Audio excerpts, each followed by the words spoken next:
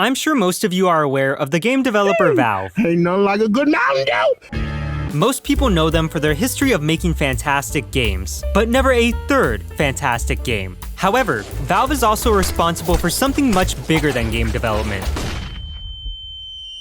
Steam. And lots of it. But behind all of the new releases and seasonal Steam sales lies an extremely dark secret. And that's the fact that pretty much anyone can publish a game onto Steam. So naturally, as you move past the front page and descend deeper into the Steam marketplace, the games you see become more abstract, primal, and some would even say cursed. Due to the obscurity of these games, many of them aren't well documented online, meaning that if their creators ever decide to unlist them, they will become lost to the public forever. What are we doing, bro? So in order to prevent that from happening, I began documenting and categorizing these unknown games on the obscure Steam games iceberg. At the tip of this iceberg, you'll find relatively unknown games. But as you descend deeper, the games continue to get more and more obscure until eventually, I'm the only one playing. Now, when I first conceptualized this idea, I had planned to talk about all of these entries in one video. However, I quickly realized that if I were to do that, this video would probably be about 12 hours long. So instead, I decided to select one entry from each layer of this iceberg and form a mini iceberg of sorts, and then present these mini icebergs to you guys in an episodic fashion. So in this series, we are going to take a look at all of the weird, the wacky, and the I am definitely beating my wife after this long day. somewhat disturbing games that the Steam marketplace doesn't want you to see. So without further ado, let's select our first game.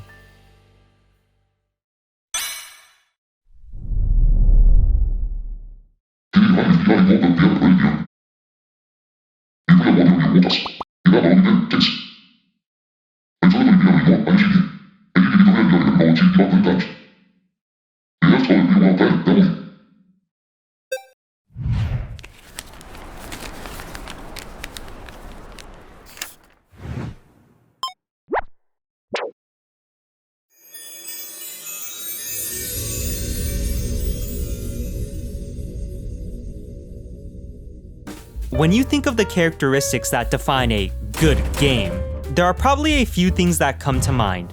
Fun gameplay, good writing, and a rewarding progression system are some of the most obvious features. But this brings up the age-old question: how would a game without any of those attributes look like? Well, allow me to introduce you to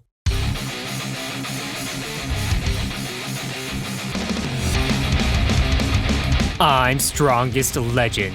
If I could use one word to describe this game, it would be indescribable. Not only is the game written like an edgy fanfiction, but the story also has one of the most abrupt tone shifts I have ever seen. But before we dive any deeper into this game, we first need to discuss the creator of this monstrosity, Sonic Alpha. One of the things that became instantly apparent regarding Sonic Alpha was that he has released an absurd amount of games onto Steam, seemingly releasing one every month or so. That is, until March 9th, 2023, where he would upload his final game and mysteriously vanish.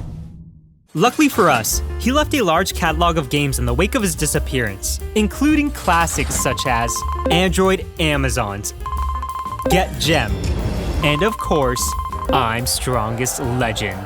The game's description reads as follows: a first-person sword action game. The game is completed when the condition is achieved and you reached the destination. Yeah, that's it. Despite that second sentence describing every single game in existence, I was intrigued by the game's premise. Scrolling down a bit further on the game's Steam page, you can stumble across a quote from the main character which reads, "I am the strongest swordsman in the world. If you stand in front of me, you'll lose your life."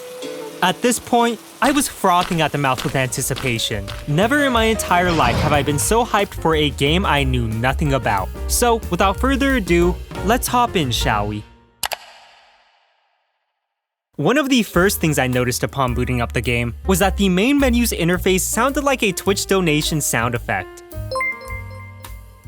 After my imaginary livestream ended, I hopped into the first level of the game, which was titled A Thief's Hideout. It's just right to test my abilities. As the level begins, you are approached by 3 Kingdom Guards who, of course, greet you as the Strongest Legend. During this interaction, we get our first glimpse of what the main character looks like. Despite what you may be thinking, he's not some super jacked warrior like his name would imply. Instead, he looks like an absolute edgelord. Who is this guy? By the way, the original concept art for this character looks like this.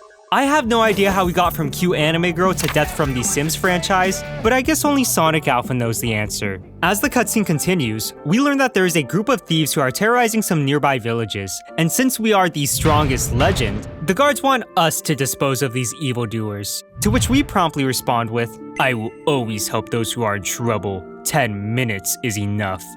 Yeah, if you couldn't tell already, the writing for this game is on par with a Wattpad fanfiction. And it only gets worse from here on out. After this cutscene, we are abruptly thrusted into the first level. The two objectives seem simple enough: beat 2 bosses and reach the destination. The only issue is, the game doesn't tell you where the 2 bosses are, or where exactly this mythical destination is. So I did what any seasoned gamer would, and began wandering around the map looking for enemies. Eventually, I stumbled across this malnourished man who was just kind of staring at me. But I could tell from his cold, lifeless eyes that this man was European. And also, probably an enemy. Yeah, for some reason, every time you hit an enemy, they turn into a high-speed projectile and launch into the air. And yes, all of the enemies do that same high-pitched scream after being killed. It's funny at first, but after the 20th time, it begins to get a little annoying. After hitting multiple bandits into the stratosphere, something interesting appeared on my screen. A triangle. Naturally, I went to investigate this phenomenon, and it eventually led me to the first boss of this map. I could tell this guy was stronger than the others because he had an extremely long sword. He probably gets a lot of women with a sword that long. However, I proudly brandished my average in most countries sword and prepared for battle.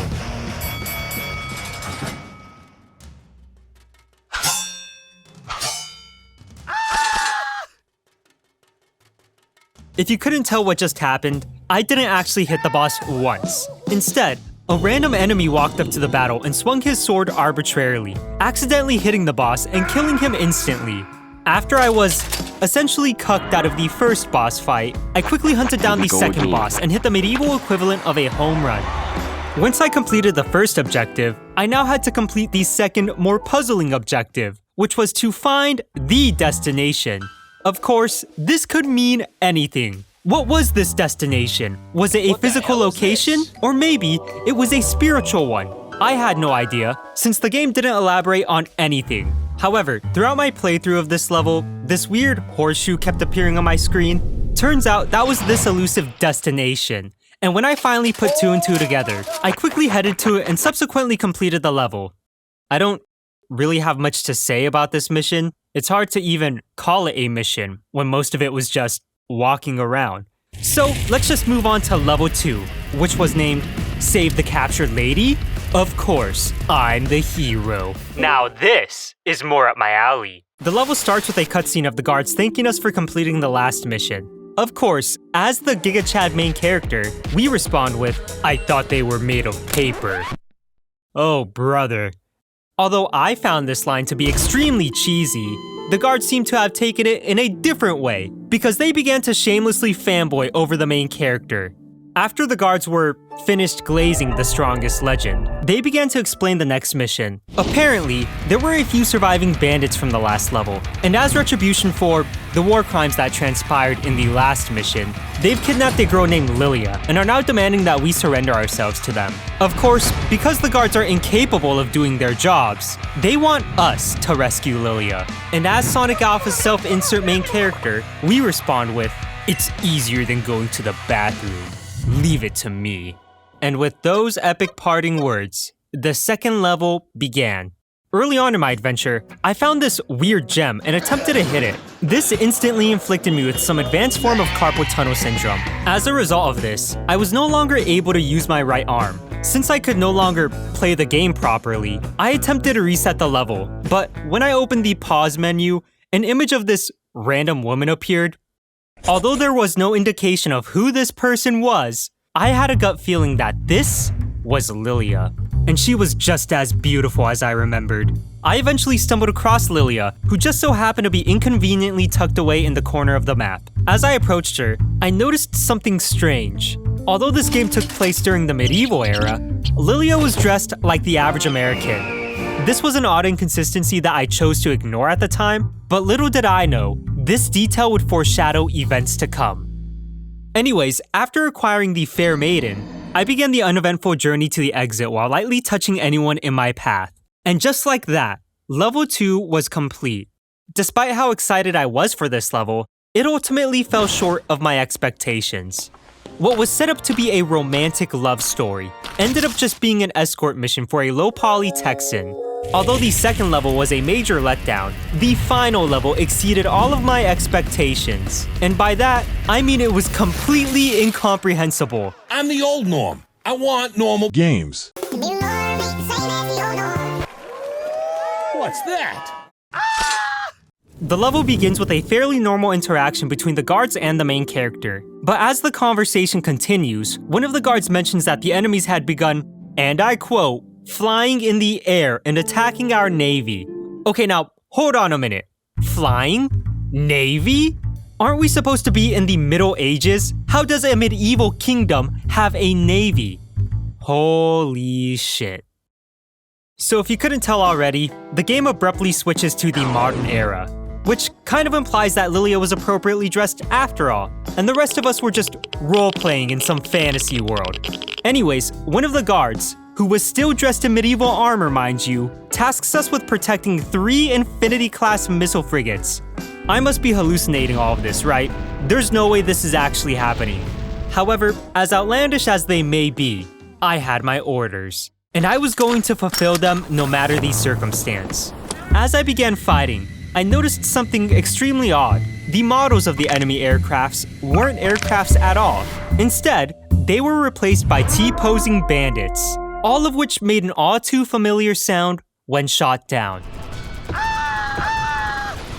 It was at this point that I realized I was getting trolled, making me tonight's biggest loser.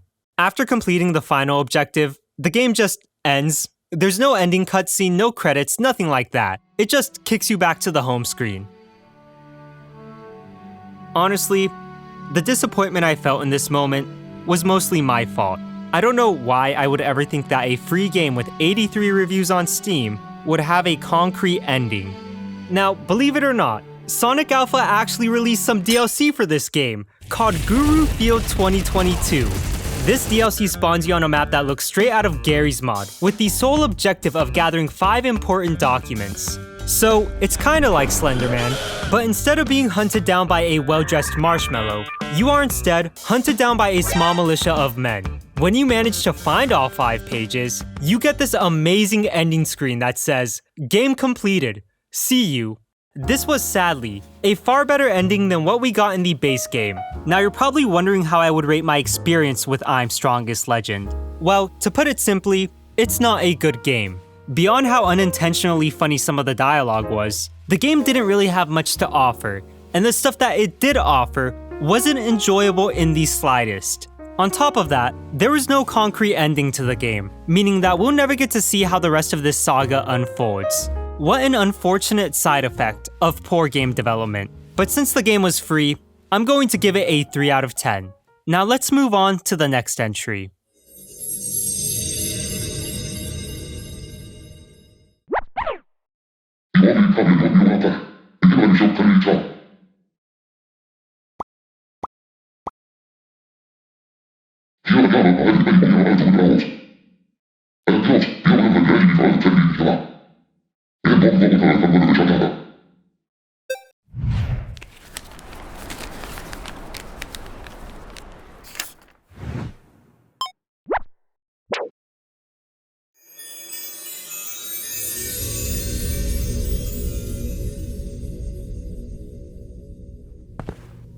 Games within the horror genre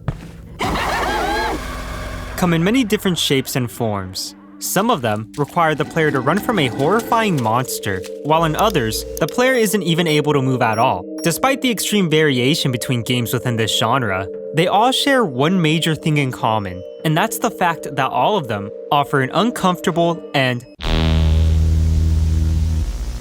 surreal experience is a game that lives up to its title. I guess I'm just gonna have to start screaming until you hand it over, D!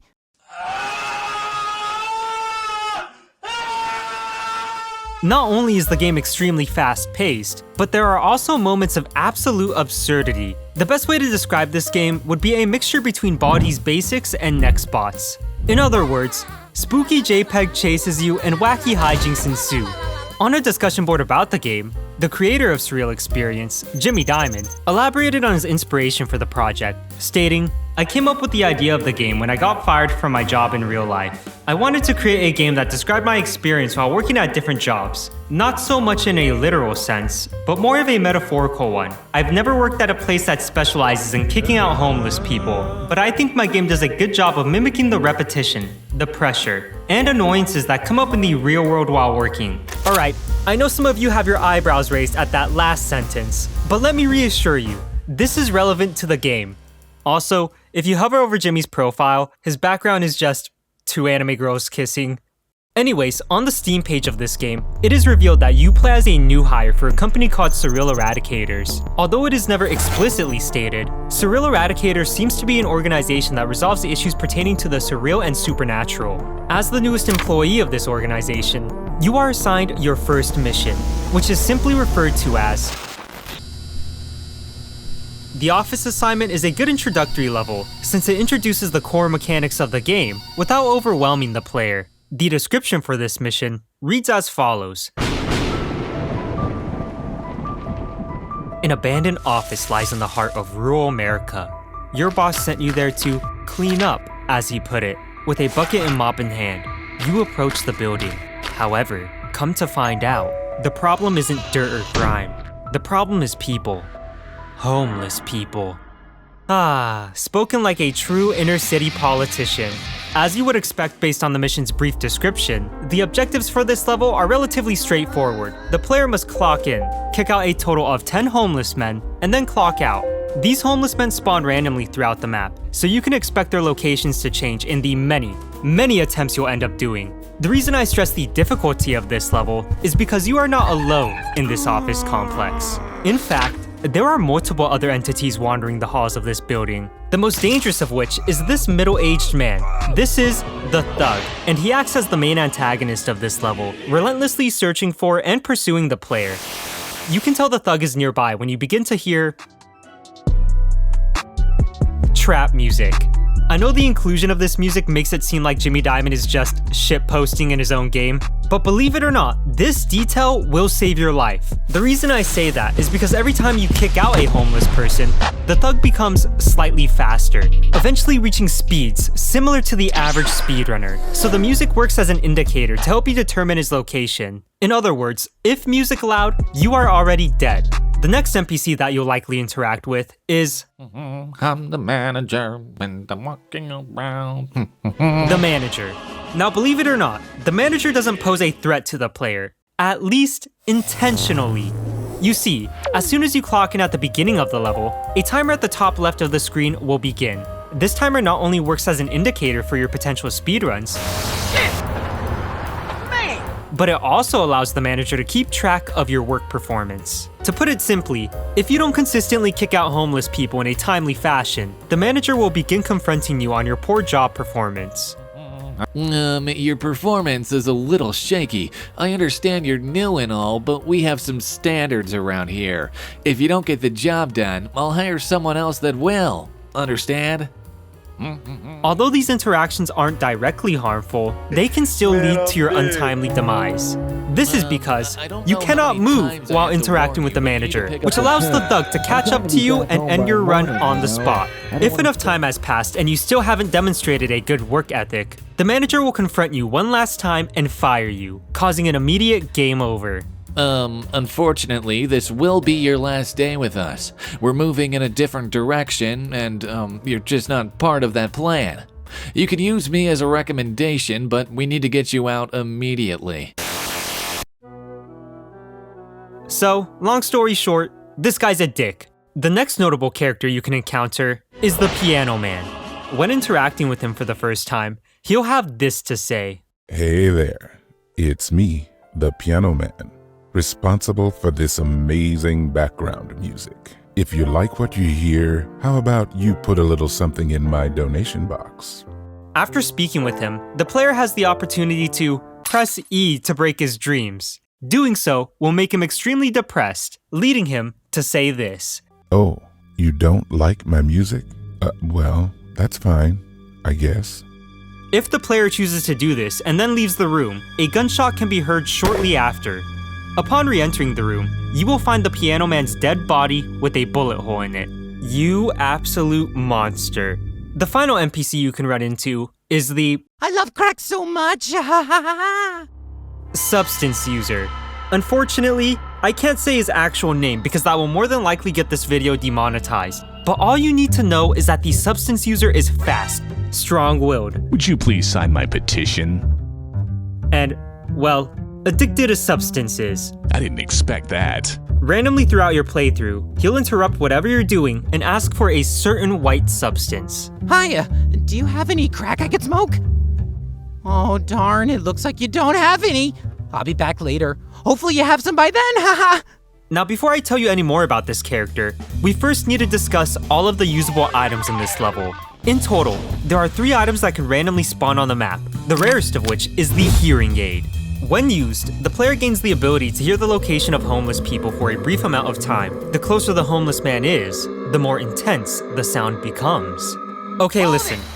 I don't mean to be offensive to all my deaf brethren out there, but this is one of the worst items in the game. This is because, if you're a tryhard like me, you've already memorized every single homeless man's spawn location, rendering this item completely useless. An F grade for the Hearing Aid.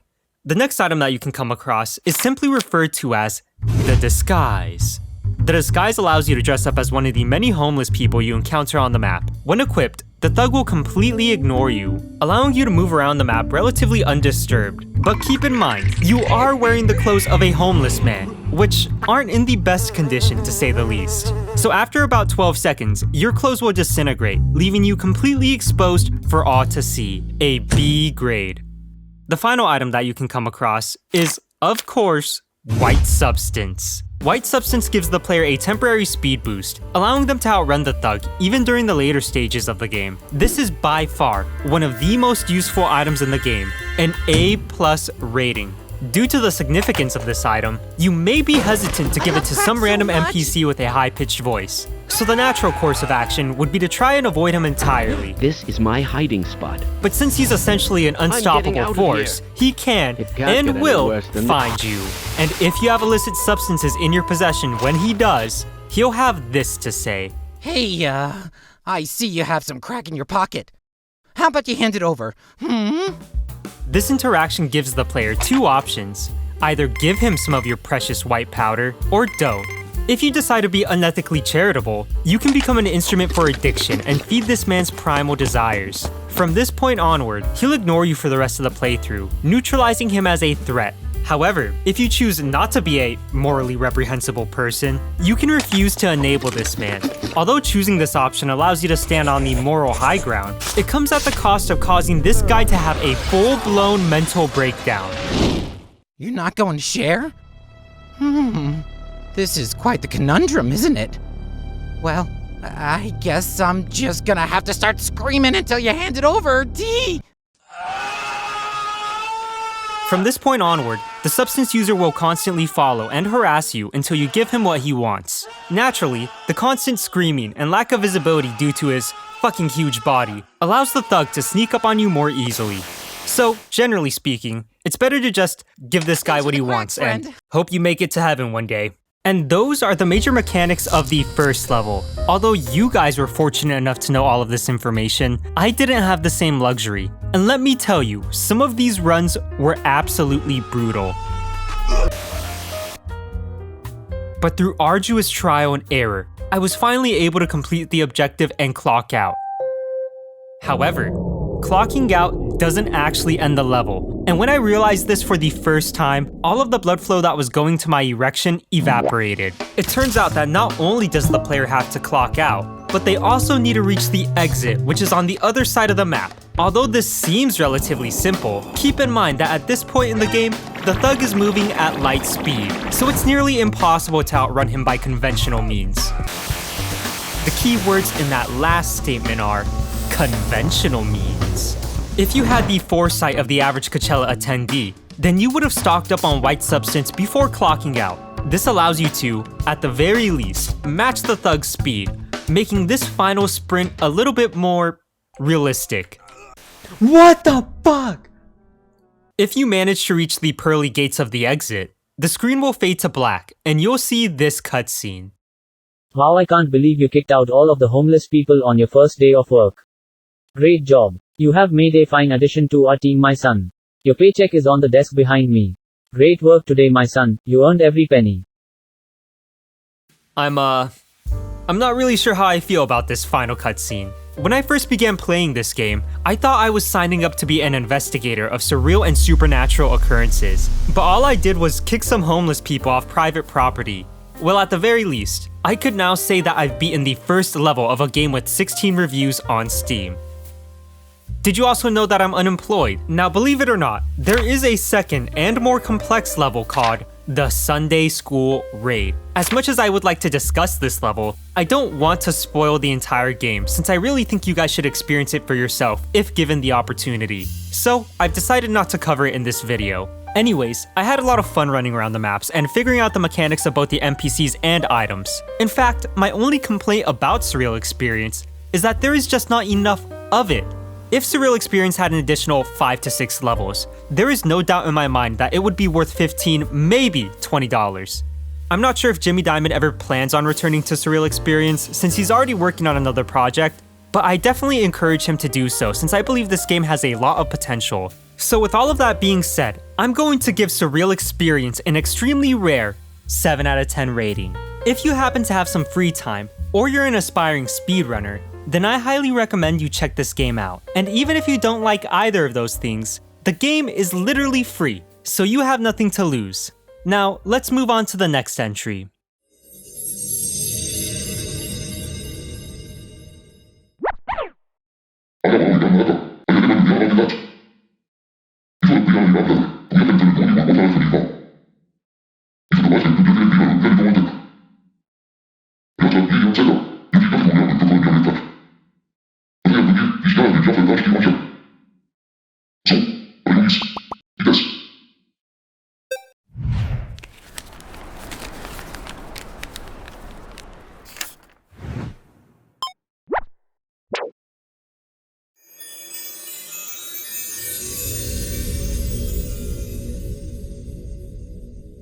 When it comes to the countless amount of video game genres, chances are you have a preference.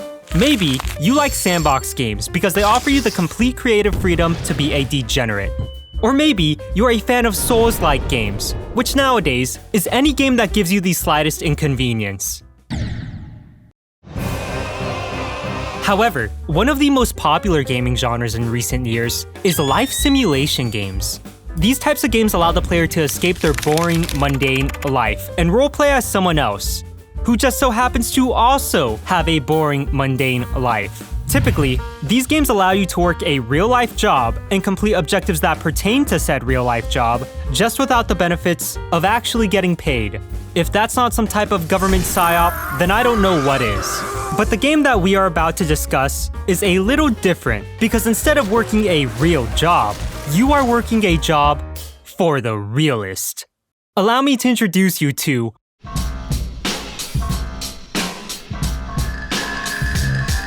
Rapper Life Simulation, a game where you roleplay as the average SoundCloud rapper.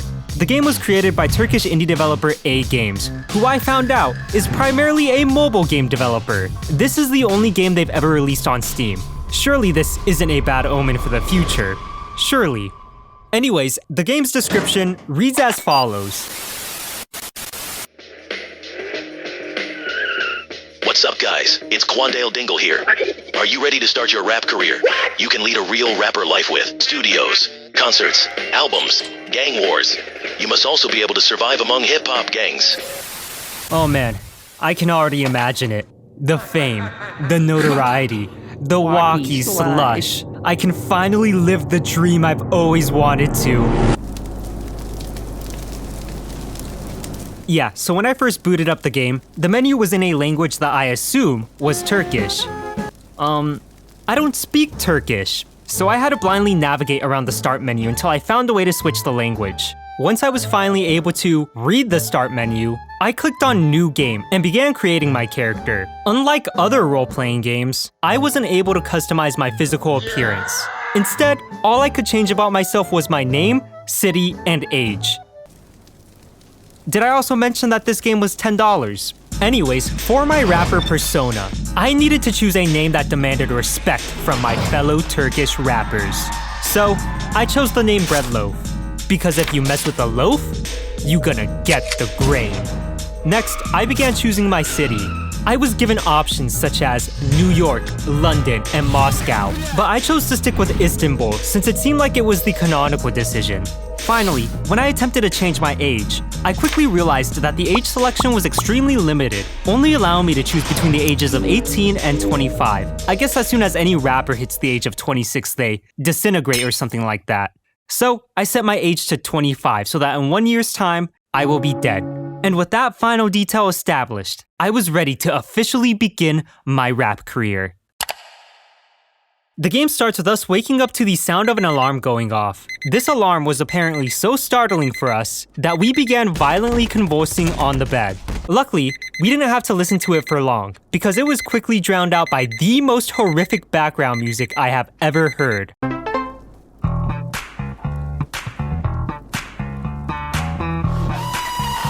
Once I eventually got out of bed, I was finally able to get a good look at my character. And let me tell you, I don't know how A Games managed to do it, but they somehow made him skinny, fat, and muscular at the same time. After I got acquainted with my new identity, I got the first mission of my young rap career, which was to go to toilet. A very straightforward yet intriguing objective. After reaching the bathroom and pressing E to make toilet, a notification appeared that said Great Toilet and gave me +3 health. Interestingly enough, when I attempted to wash my hands, there was no prompt to do so. This is when I realized that Breadloaf was a complete sociopath.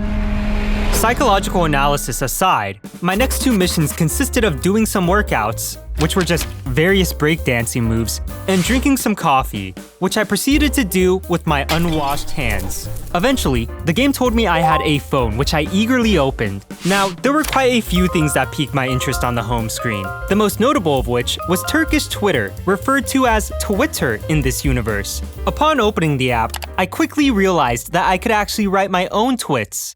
This was a pivotal point in my rap career.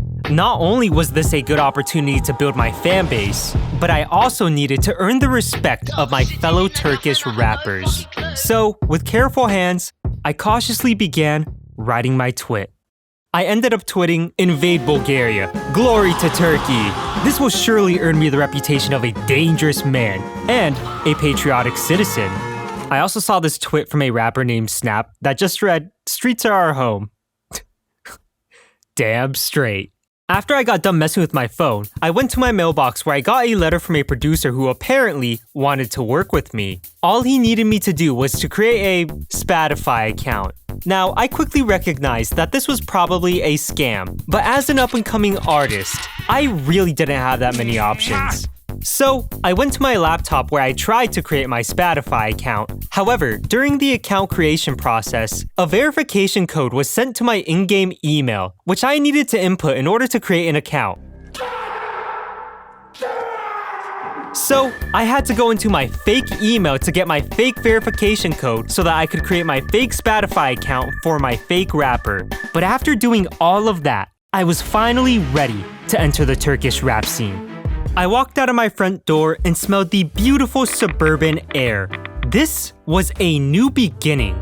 Who knows where my journey will take me? As I was enjoying the beautiful scenery, I happened to notice some people in an alleyway with multiple supercars. So, in my infinite wisdom, I went to investigate. There, I met someone called the Hip Hop Boss. Naturally, I was a little hesitant to interact with him, since I got the impression that his hands weren't the cleanest. But then again, neither were mine. So, after gathering all of the courage in my body, I pressed E and spoke to him. He greeted me with, "Hi dude, welcome." Definitely not something I was expecting someone called Hip Hop Boss to say, but I'm not opposed to this characterization. Following this interesting encounter, I got in my car and began driving to my producer's studio. On the way there, I saw a man lying on the floor in an alleyway. When I went to investigate, his name was just Poor, and the only thing he would say was, "A bread money, brother." Unfortunately, there was no way I could donate to Poor, so I had to just leave him there.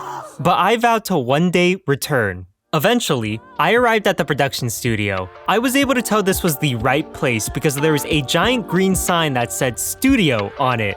Upon walking in, I met my producer, Antonio K, who was wearing sunglasses indoors, so you know he's cool. After speaking with him for a bit, Antonio claimed that he needed $100 to begin producing my first song. Now, this was a huge red flag for me, since no reputable producer would charge such a small amount. However, Antonio's charismatic appearance eventually won me over. Shake it, baby. Once we came to an agreement, I was given 3 objectives. My first objective was simple: create the beat. In order to do this, I needed to hire a beat maker. I was presented with 4 potential candidates, all of which had varying degrees of skill and prices. I ended up choosing the cheapest beat maker, since Antonio already scammed me out of all my money. And for those wondering, this is supposed to say free. The developers just forgot to translate it. Once I hired my beat maker, Budget approved! I had to pick how many beats per minute I wanted my song to be. And let me tell you, they used one of the worst samples to convey this concept.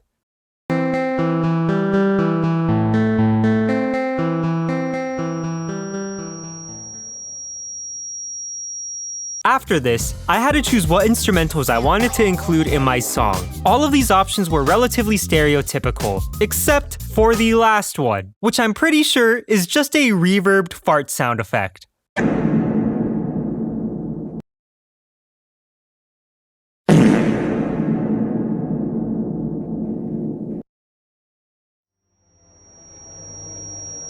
After my beatmaker finished creating the fart beat, it was time to move on to the next objective: writing the lyrics. This was arguably the most important part. If I wanted my first song to be a hit, then my lyrics needed to resonate with the people. So, with a chip on my shoulder and something to prove, I grabbed my pen and let my mind do the rest.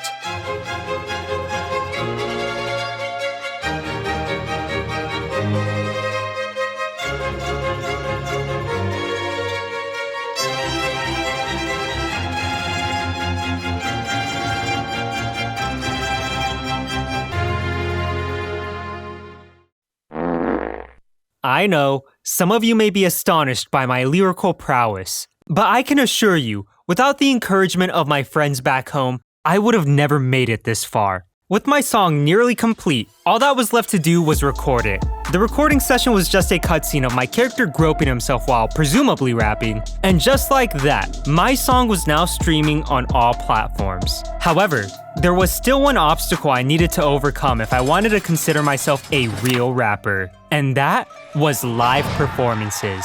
You see, when I spoke to Hip Hop Boss earlier, he mentioned that I could perform my songs at a nearby club. I didn't actually know it at the time, but that was my next mission. The reason why I didn't know was because my missions tab glitched out and displayed my objective in Turkish. When I arrived at the club, there was a bodyguard T-posing in front of the entrance. When speaking with him for the first time, he muttered a sentence that I can only describe as poetic. "Here you are, sir. Unfortunately, we cannot take in without partner." What the fuck is this supposed to mean? I tried to decipher what this guy was saying, but this string of words is completely incomprehensible. The only thing I took away from this interaction was that he wasn't gonna let me in.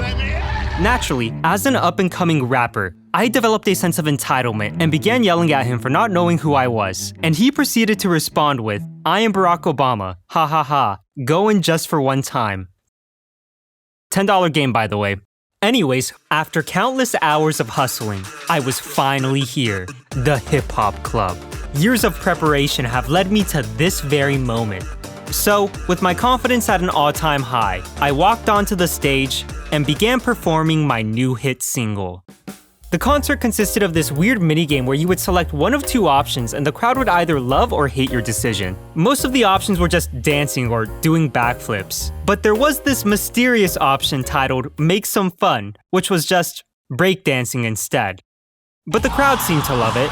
After my performance, I stumbled across an NPC named Drunk Man, who was lying unresponsive on the floor. I couldn't interact with him or anything, but I guess his inclusion was pretty immersive. Eventually, I ran into a guy called Boss. Don't get this guy confused with Hip Hop Boss. This boss was all about the financials. Not only did he own the hip hop club, but he was also in charge of paying his performers, including me. In other words, I was about to get that bread.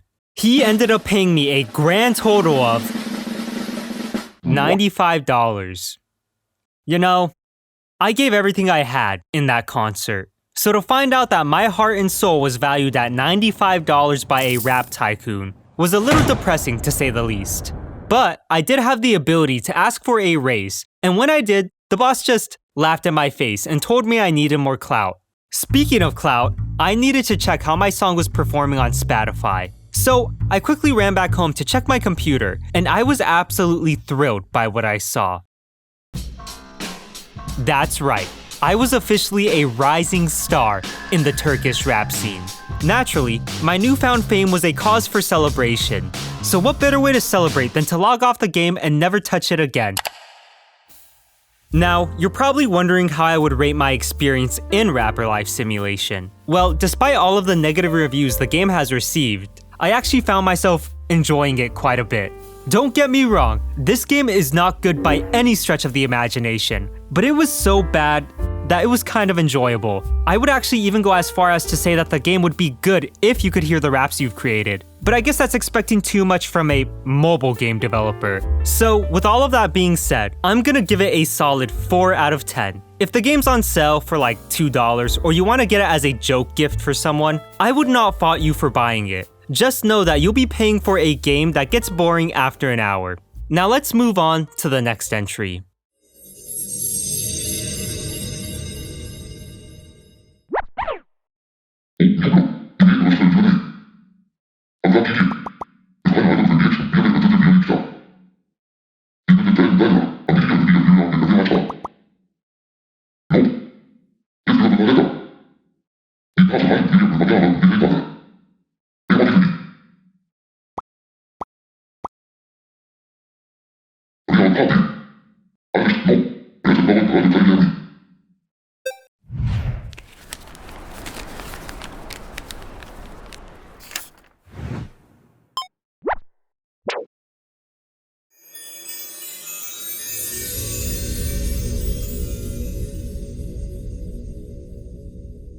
When it comes to the Steam marketplace, there's no shortage of weird games. Sometimes, the outlandish nature of a game can work in its favor, offering the player a completely unique experience. Other times, there are just some weird fucking games. With that in mind, allow me to introduce you to Directly Drink Milk from Cow. What in the actual I know some of you may feel uneasy after reading that title, but let's not judge a game by its cover art. After all, a guy named on Steam gave the game a positive review, and even wrote, "I once saw a cow in real life, and this game was more realistic."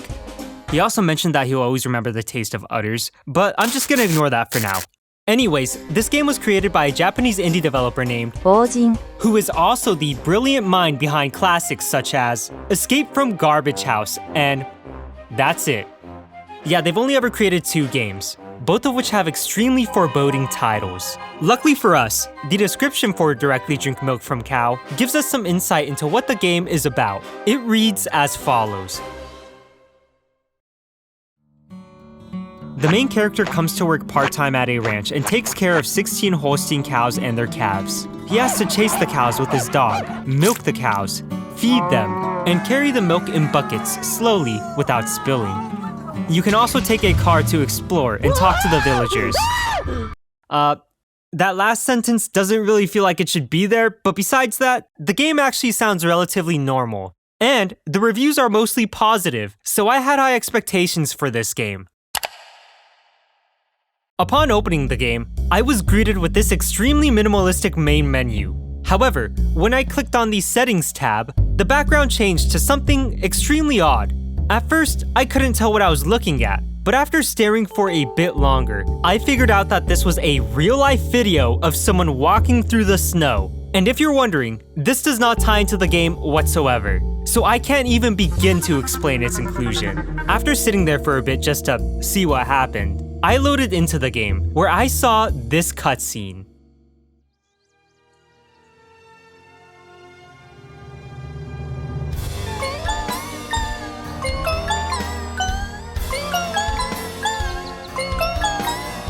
This is what set the tone of the game. And I did not like this tone, because it was the tone of me losing $5. Once I spawned in, I quickly realized that the main character was the guy from all of those Mafia City ads. Also, for some reason, I couldn't move. So I began to spaz out in an attempt to be freed from the prison of my mind. This eventually caused my car to fly backwards, probably causing irreversible damage to it. However, I was finally free to move around. But before I even had the chance to gather my bearings, two grown men began sprinting towards me. I figured they were either extremely happy to see me, or they were about to rob me. But I guess the only way to find out is by speaking to them.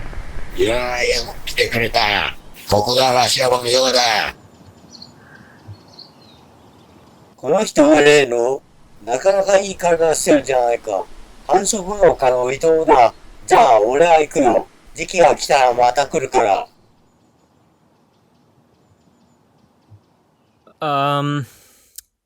So ignoring the fact that I got sexually harassed by one of the NPCs, the voice acting in this game was absolutely horrific. Not only was every character voiced by the same guy with different pitches, but the audio for the voiceovers aren't properly adjusted, so every time a character speaks, a shockwave is emitted through your headphones. After I got used to the way people talk in this game, the owner of the farm took me under his wing and began showing me the ropes. By the way, we never learned this guy's name, so from now on, we'll just call him Rufus. The first thing Rufus wanted me to do was to herd all of the cows using a dog. However, he never told me where I could find this elusive canine, so I wandered around the map aimlessly while Rufus creepily watched my every move. Eventually, I managed to find this extremely small dog who didn't look well suited for the role of cow herding, but seeing as he was the only dog within a 5-mile radius, whether I completed this quest or not relied solely on him. Despite my initial skepticism, I was able to use his atomic bark to scare all of the cows into the barn. Next, Rufus told me that I needed to feed the cows some hay, so with pitchfork in hand, I climbed to the top of the barn and began shoveling hay down to the cows. After I got done feeding all of the cows, Rufus requested that I take the dog far away because apparently it was scaring the cattle. As I began walking, I quickly realized that there didn't seem to be a set distance for this quest. So I ended up walking an absurd distance trying to trigger the end of the mission. But no matter how far I walked, I couldn't complete the objective. I tried talking to Rufus again in the hopes that it would trigger the next mission, but he just kept talking about the nuances of milking the cows at the right time. And then, inexplicably, I managed to complete the mission. Don't ask me how I did it, because I don't even know. Once the tutorial mission ends, the game just kind of begins. There aren't any more objectives, and you are sort of just left to do whatever you want. So I decided to give my life purpose, and I created my own objective. I was going to produce some of the highest quality milk the world has ever seen, and become the Willy Wonka of dairy farming. But before I could begin my quest, I needed to familiarize myself with the process of milking. So I attempted to milk some of the cows to varying degrees of success. After this, I began picking up some of the cow poop around the pasture. I did this because I was informed earlier that if I don't keep the farmlands clean, the cows will get mad cow disease and end up destroyed. Obviously, if I wanted to produce the best milk I possibly could, the cows needed to be alive. Also, shoveling cow poop sounds like I'm mining some type of iron ore. Beyond picking up cow poop, there wasn't really much more for me to do. So to pass some time, I got in my car and began exploring the world. Now, believe it or not, the world was actually a lot bigger than I had anticipated. The only issue was, there wasn't that much going on inside it. But then, I noticed a senile old man mysteriously standing in the distance. When I drove up to him, I realized that I didn't know how to exit my car, so I had to go into the settings to figure it out. But that's when I noticed something truly horrifying. There was an action bound to the M key called Directly Drink. Now, let's not jump to conclusions. This could mean anything, right? Please tell me this can mean anything. Regardless, I found this detail to be quite intriguing and horrifying at the same time. Once I figured out how to exit my car, I began speaking to this old man who already knew who I was for some reason. And we actually had a very normal conversation. That is, until he said that he wanted to try some of my milk. Whoa, buddy, relax. We just met, okay? After this conversation, I got in my car and continued exploring. But as I continued driving, I couldn't help but think about the M key. It was like an evil ancient relic calling my name and begging me to try it out. Although I had my reservations about doing something so questionable, I quickly realized that this action may actually be necessary. You see, if I wanted to produce the best milk the world has ever tasted, then I needed to test the product to ensure it was of the highest quality. So, with my mind made up, I went back to the barn where I saw a lone cow relaxing. As a good dairy farmer, it was my duty to keep these cows safe and healthy. However, as a savvy businessman, it was also my responsibility to ensure the quality of the product. So, I walked up to the cow, hesitated for a brief moment, and then pressed M.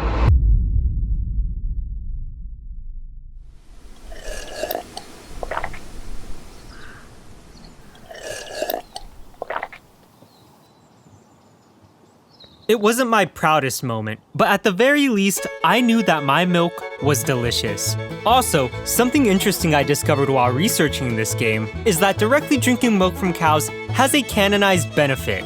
If you scroll down to the About section of this game, there's an interesting bit of lore that reads, "This hero sometimes loses motivation to work. At such times, sleeping well at home and drinking milk directly from the cows will increase his motivation." I don't know why drinking milk directly from the udders increases the character's motivation, but I hope it's because it tastes good and not for other reasons.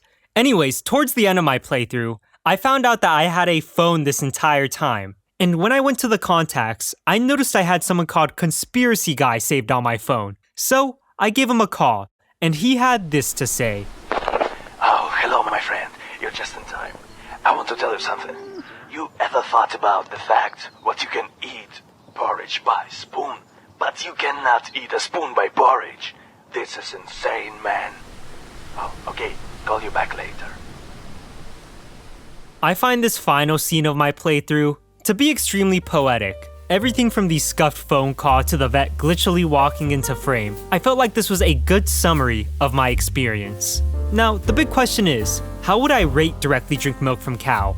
Well, I think that the game left a lot to desire. After the humor of what you're witnessing wears off, the game doesn't really have much to offer, and the stuff that it does offer are extremely glitchy and poorly optimized. Plus, it was probably some type of Bitcoin miner, so for that, it gets a solid 3 out of 10 rating. Let's move on to the next entry.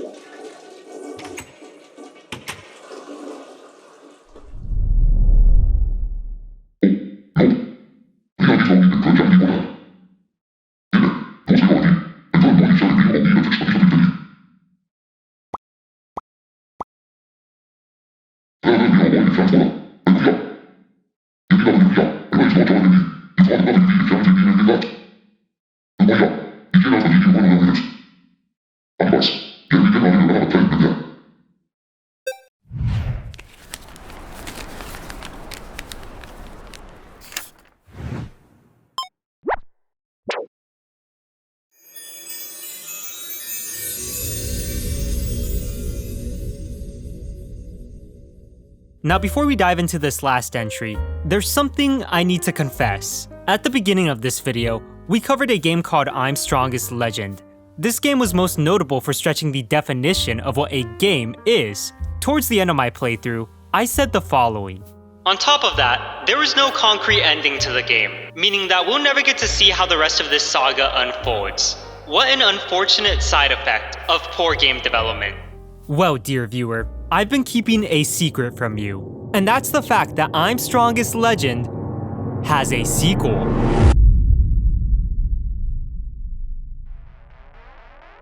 Allow me to introduce you to Earth is Too Small for Me, a game that actually costs money unlike its predecessor. And with a whopping 3 reviews on Steam, my expectations were through the roof. The game's description reads as follows.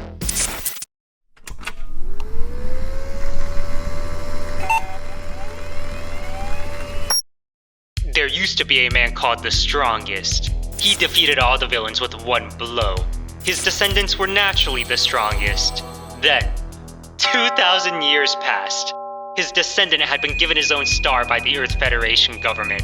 So if it wasn't obvious already, you do not play as the original Strongest Legend. Instead, you play as one of their descendants. I also love the detail about how the new Strongest Legend was apparently so powerful that he was given an entire star. This just goes to show the awesomeness of our new protagonist. So, without further ado, let's witness this heroic epic together. The game starts off with a cutscene on what appears to be some type of moon. There's a caption at the bottom that reads, "The House of the Strongest Legend of the Descendants of the Strongest Legend." Wow. We're not even a minute in, and the narrator has already had a stroke. Putting that incomprehensible sentence aside, we finally get to see the descendant of the Strongest Legend. And let me tell you, he looks like a man fitting of the bloodline. As the cutscene continues, 4 officers from the Earth Federation walk into frame and desperately begin requesting help on Earth's behalf. Naturally, we agree to help and respond in a way reminiscent of the last Strongest Legend, stating, "I don't think you're weak, but only just, I'm too strong. Don't worry."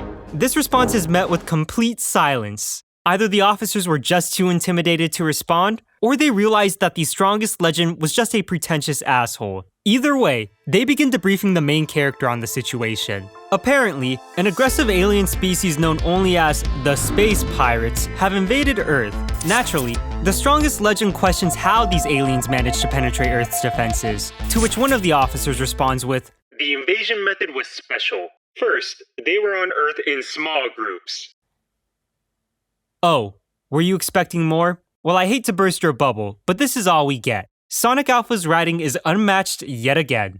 Anyways, the officer continues explaining that the alien groups began building dungeons under the Earth's surface to, and I quote, "increase their numbers." So I guess these aliens were just procreating down there or something. Regardless of these bizarre circumstances, there are now elaborate dungeons under the Earth's crust, all of which must be destroyed in order to ensure humanity's safety. Unfazed by this alarming situation, the Strongest Legend simply responded with, "Okay, it's enough to kill some time." Wow, he's so awesome.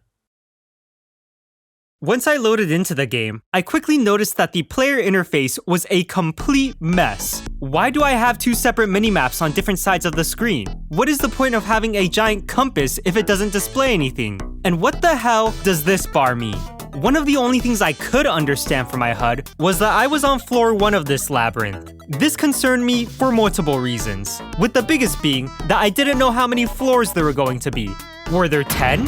50? 100? How long was I going to have to sit here and play this game? As I pondered this question, my eyes slowly moved downward, and I realized that I was holding a weapon called the Strongest Rifle. This reassured me that no matter how hard the journey ahead may be, I could handle it. So, with my morale fully restored, I began marching into the depths. Something I noticed instantly during my playthrough was that the keys required to unlock doors looked like they were from the Middle Ages. You would figure that an advanced alien civilization that somehow managed to slip by Earth's defenses would be using a less archaic method to lock their doors. It was at this point that my imagination began to take over, and I wondered, what exactly does this alien species look like? Were they going to be humanoids with pale skin, similar to that of the average Redditor? Or were they going to be primal creatures who love the taste of human flesh? This question was ultimately answered in the next room, where I witnessed something more horrifying than both of these concepts combined. Europeans. Yeah, so if you couldn't tell, these are the exact same enemies that we fought in the last game. You know, the game that took place 2,000 years ago. And before you ask, yes, Every time an enemy dies, they will launch upward and do that same high-pitched scream.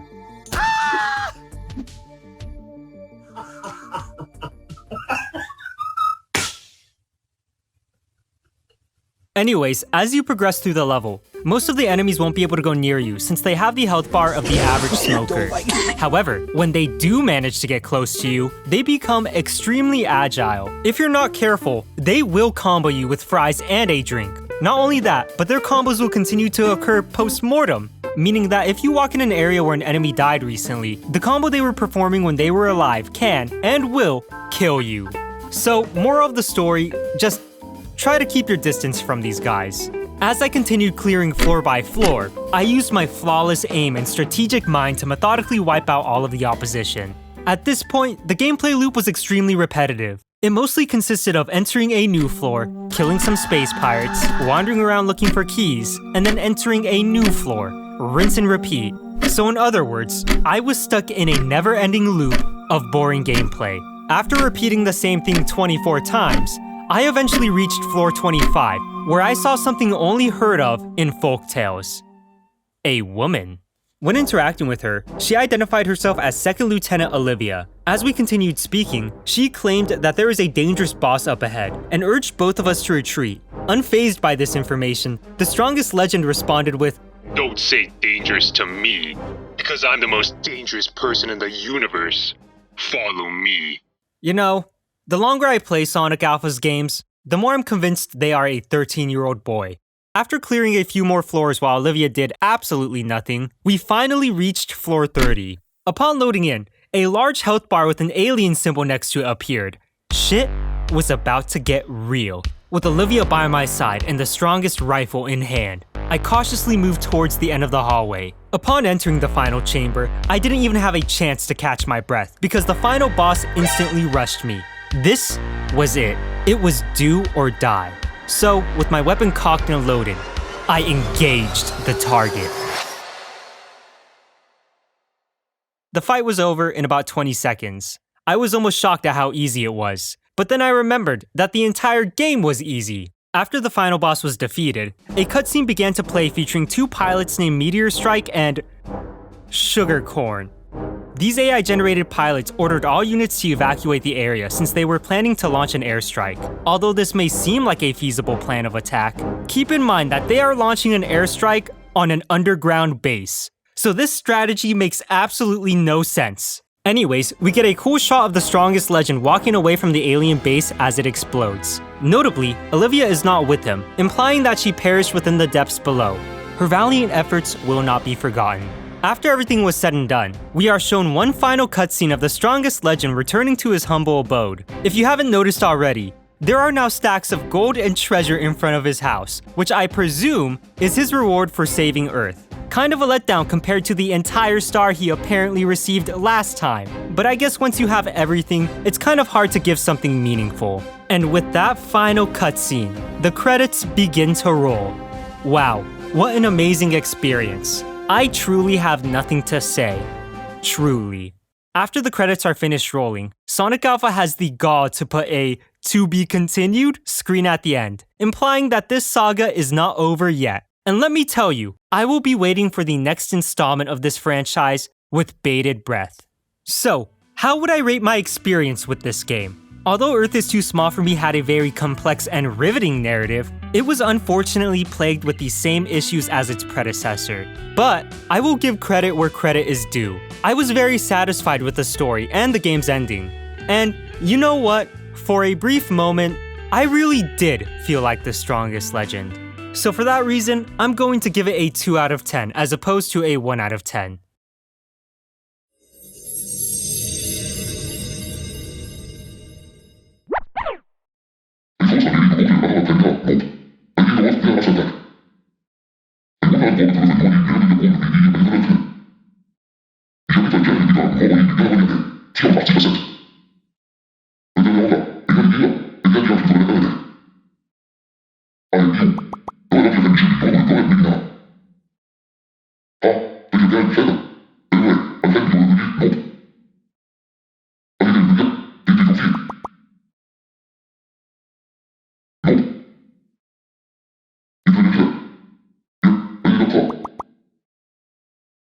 We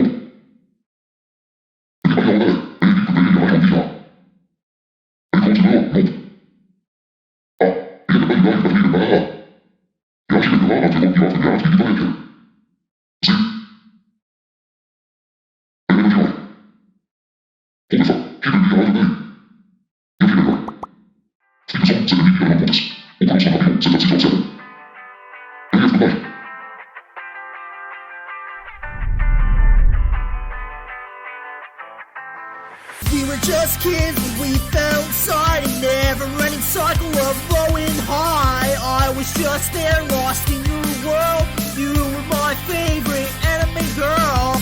Ding dong ditching in the neighborhood.